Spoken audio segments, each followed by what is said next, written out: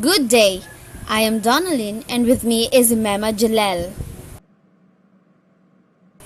And today we are going to discuss the many aspects of the self that would help us understand ourselves more. Physical self is simply refers to the body of an individual. It is developed through hereditary or passing the physical or mental characteristic genetically from one generation to another. We also develop our physical self through learning on our own experiences. We acquire our physical appearances, example, hair color, eye color, height, skin color, etc. Through the biological process of transmission of traits from parents of offspring called hereditary. Also, our physical appearance can affect our self-esteem. Taking care of ourselves is assuming that we are in change of well-being. An act of self-knowledge and self-love. We don't need the outside to take care of us. It is a way of indicating around us that we value and that we take care of ourselves. And that, therefore, that is transmitted and contagious. It improves our physical condition, our quality of life, and prevents physical and mental illness. It helps us have more resources that provide us with well-being. Improves the relationship with oneself and with our people around us. Because taking care of ourselves allows us to be happy, to love ourselves and to love more of what are around us. By being more aware of our needs, we learn to say no to what is not important, that does not provide us with anything of value, and or that hurts us.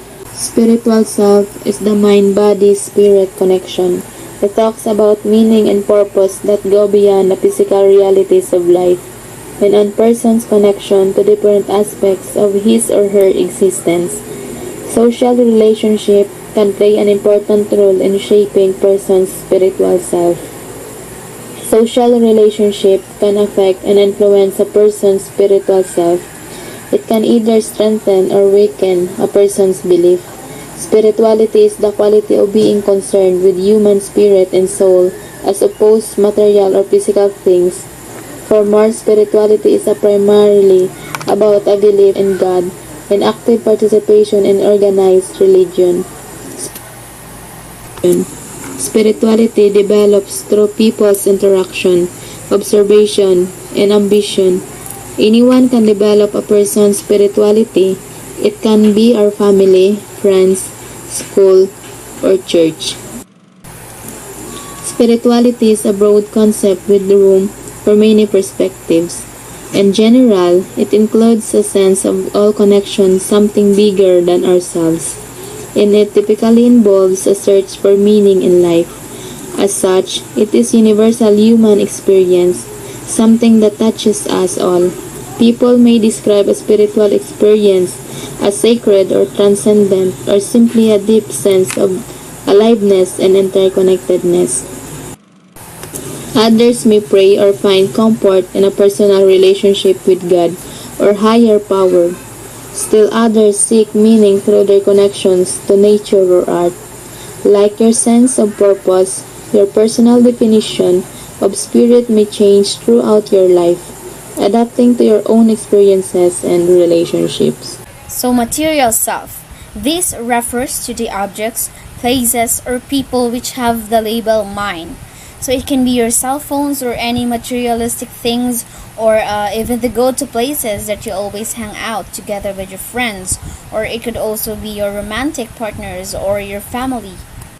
The material is the extension of our own being's identities, which is specifically identified by James that the body of a person is the innermost aspect of the material self. And the next aspect is your clothes, or we can say the clothing that covers and protects your body.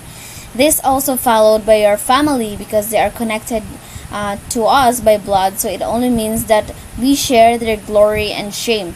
And of course, our home comes next, as this is where many aspects of our life had developed, and it is where we feel most comfortable as well as greatly linked to our identity as a human being.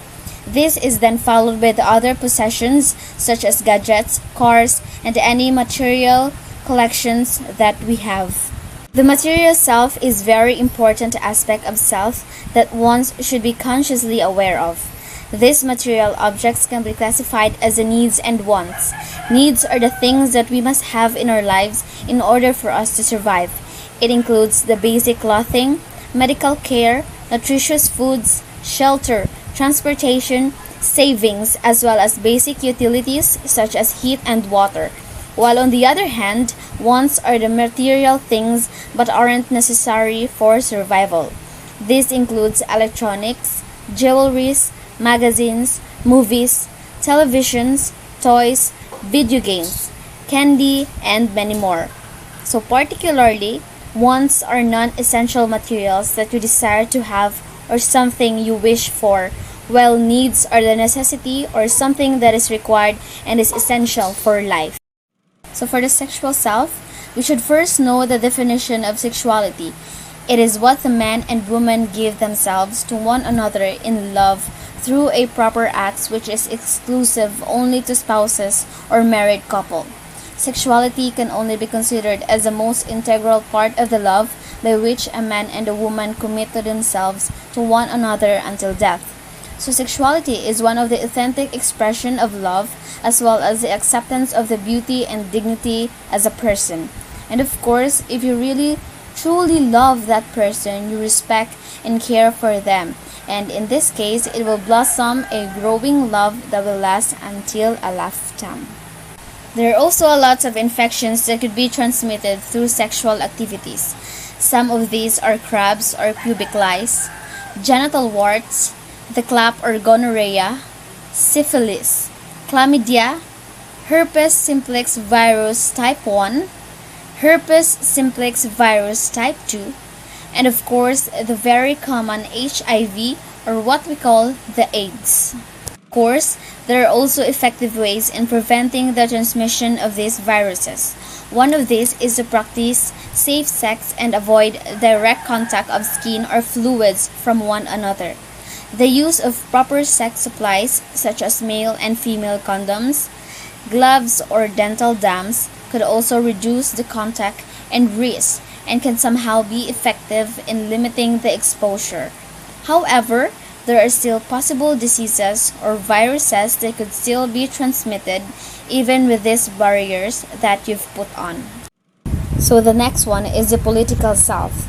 This is one of the aspects of the self that includes the individual's political interests, political self-efficacy, political participation, and political knowledge which contributes to a person's political identity.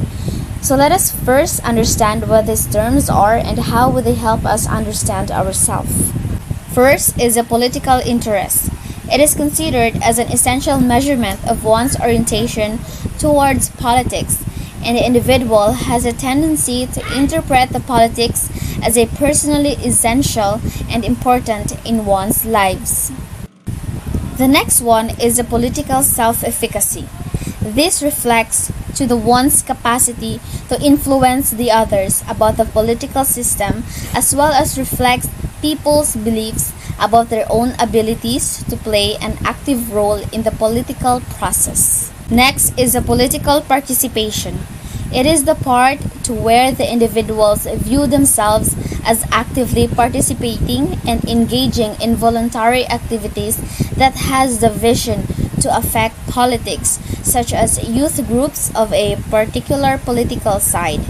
In this perception, it could also be whether individuals would like to take the political path in the future and will literally do their part. The last one would be the political knowledge.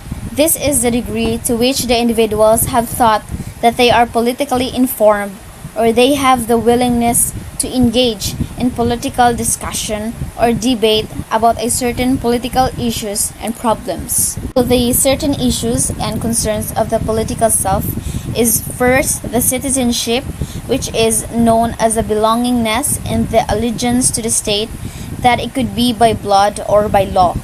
And the next one is the individual's right to vote and participate in public elections that could also be called as suffrage. Of course, one of the issues and concern is the power or the right to act speak, and think whatever we want without being bashed by the others or without any hindrance and restraint.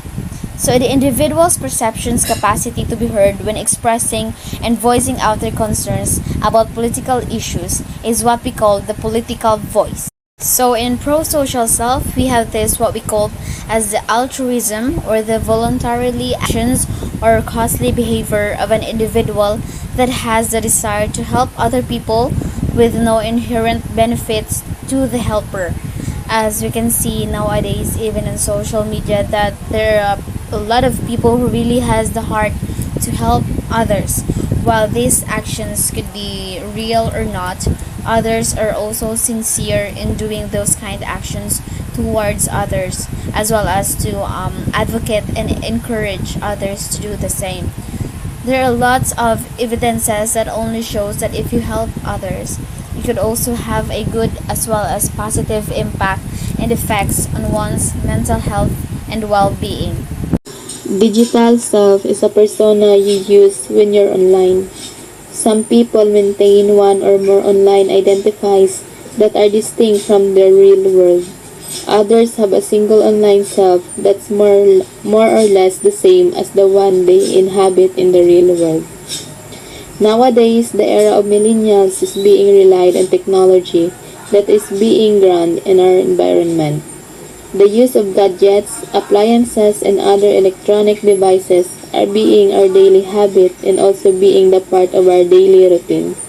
As part of this millennial, where technology, gadgets, and social media are being part of my personal life, especially used for my education, for communicating to my friends, family, and loved ones, and at searching for things that suits our daily life. People often use technology as it is essential for individual survival and for communication with other people, just as the use of technology is becoming important for individuals. And that is our self understanding of the aspects of the self. Thank you.